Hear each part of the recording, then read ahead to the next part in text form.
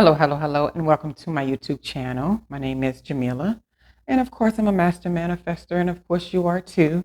The name of this channel is Manifesting Magic with Dr. J, and of course, that's me. Um, you attract who and what you are. Bottom line. Bottom line. You attract who and what you are in every sense of the term. And if you if you understand any, you understand law of attraction, or you're working to understand it, or you're trying to figure it out. I'm always trying to still figure things out and try to understand things, right?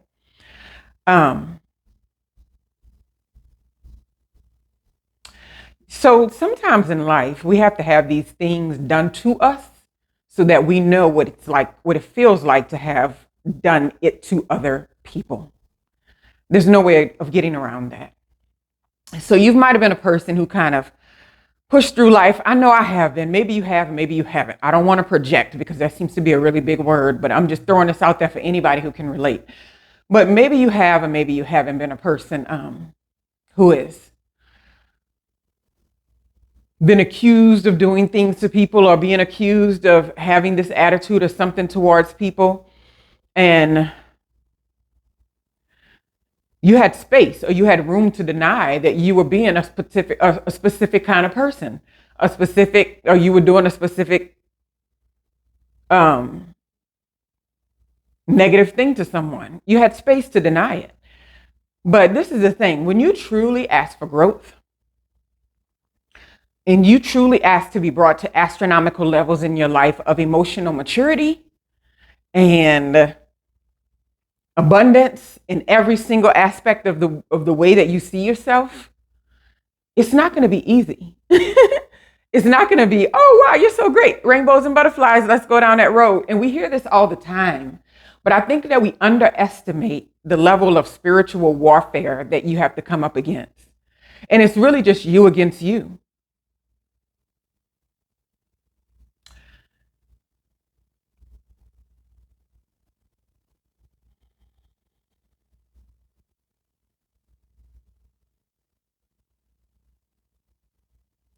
Because what you're reflecting back through other people is simply those things in yourself that you are aware of. So you can't reflect back things in other people that, things that you aren't aware of. So they can be amazing, they can be great in all these other areas, but whatever level you on in some area, that's the area, that's where your intelligence stops. So they could have a whole lot more to offer, but wherever your intelligence, your emotional intelligence stops, that's where you see them. And then that's where you are.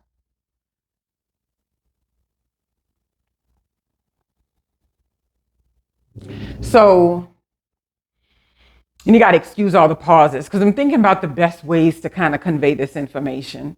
So, for a lot of times, and if I'm being completely transparent about this, I've come off as an asshole in many instances. And I didn't try to be. So I'm like, oh, that's their problem. That's their problem, right?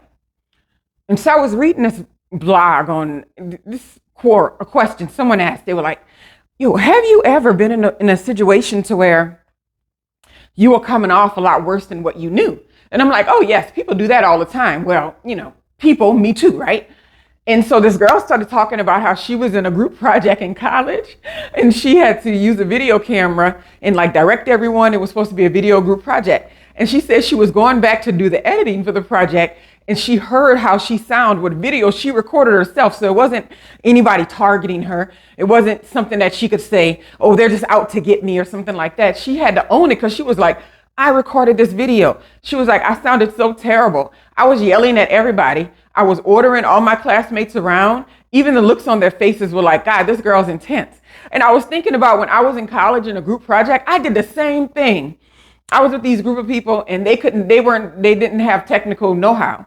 And when you do, you get impatient in that world, because I worked in IT. And so you have this idea of you always want to grab the mouse and not show people how to do things. You want to just do it, right? So I already know that part of me is there, but back then I didn't. This was like 2003. So we're doing this group project and I'm reading this thing. I'm like, I could have written this. I mean, I didn't hear my own self in the recordings because I was more of she was a little more pushier than I was, but it was the same attitude. And we were going to edit it. I knew all of them, they didn't know how to edit. And I'm like, well, they don't even know how to edit. So I just took over and bulldozed right through that project. So when it was all said and done, it was my freaking project. So I think that, and then when you're also in that space, you tend to think that your ideas, because there's no ideas on the table, that your idea has to be the better idea because there's no idea on the table. And so, but other people are not pawns in our stories. So I said all that to say is like, I've looked back at so many times in my life where I've been around people and places and things, and I'm just like, oh, so-and-so's an asshole. They're being an asshole to me. Oh, they're an asshole. And I always had this idea of, who's that? I even thought back to childhood memories. They were such assholes, whatever. But the thing about it is, if you can think all the way back in your life and you can keep going on about people being an asshole to you, what makes you think that you're not going to become an asshole too? That's the automatic response that people have in life. Is put up some walls. There's places that you're never going to touch. And I'm going to be an asshole about it. So you do things like when you meet people and they have something great going on in their lives, right? You ignore it. Not you, people. Ignore it. They ignore these things because they're just like, well, it's not, it's something that makes me uncomfortable. I'm not ready to be great in that area yet. And this person is getting on my nerves. I've been that person in a lot of people's spaces. And you're just like, we had a good friendship or whatever. But they were in a place in their lives where whatever I was doing was bothering them. But I have never been on the other side of that. And most recently, I got on the other side of that. What a lesson. I got on the other side of somebody ignoring things that I thought were great about myself, or somebody just acting like things that I've accomplished were just like run of the mill, not that important, right? I've gotten on the other side of that, and I'm just like, that feels shitty. Have I ever made anybody feel like this? Probably so. And when I think back to some of the things that I automatically want to respond with, feeling like this, it's like, somebody else used to tell you that. Now you get it. Now you get why they were broken. You get what they were feeling. And in order to be great, I'm sorry, there's no way to get around that shittiness. There's no way. Because you can attain a certain amount of success in a few things in life and create a few amazing things in life. We see it on the celebrity stage all the time. But if at some point your emotional intelligence is going to have to catch up. So either you pay the toll beforehand or you pay it after. But you're going to have to pay it. You're going to have to grow up, and you have to grow into the abundance and the life that you feel or believe you should have, right? And let me tell you, lately I've been smacked upside the head with this one. Constantly. And I'm like, I did that to people.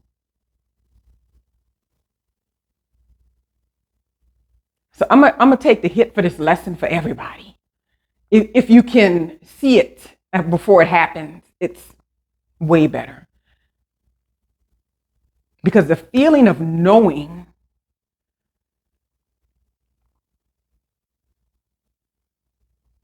that you have attracted exactly who you were, that you were never better than anything that you allowed to be in your life and your space until it was no longer in your life and your space, is a hard pill to swallow. Because I know I love to assume that I had to be better than that. I had to be a better person. I had to be bigger. And if you were, you were. But if you weren't, you sat around with it and you entertained it and you let it be a part of your life.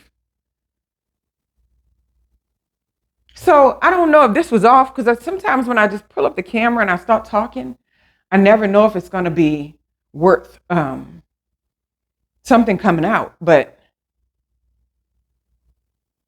if you can get in the space of understanding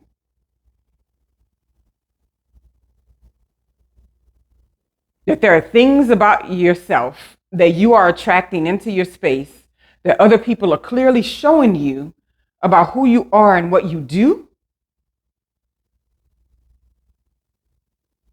you have to tap into fixing it. There's no way to get around that. right? And you have to come to terms with it and still be okay with yourself anyway. You're like, God damn it. I am kind of an asshole. Sometimes I ain't the only one. It's not that I'm acting like that's like, oh, poor me. It's not. No, but it is the truth.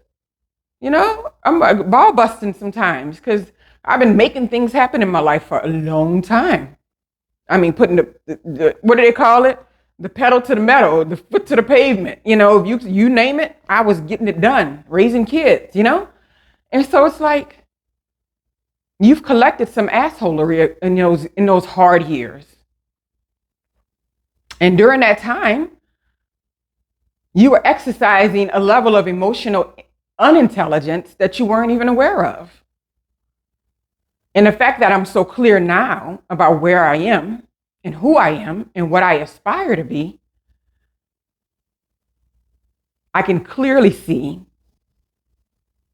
after being put in that position or putting myself in the position, the subservient role of feeling less than in different environments. I put myself in that position.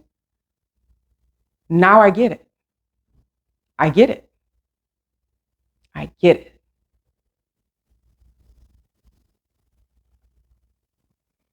Have a great day.